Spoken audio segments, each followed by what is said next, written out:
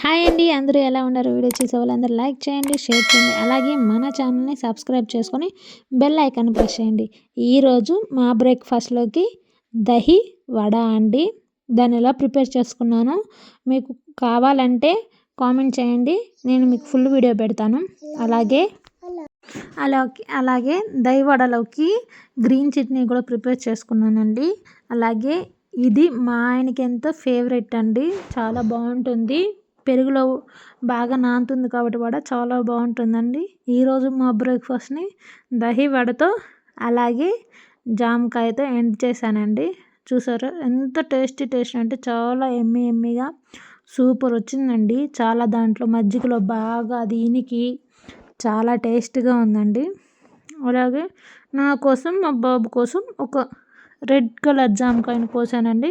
cut చేసుకొని కొంచెం salt కొంచెం కారం వేసుకొని ఇలాగ బ్రేక్ఫాస్ట్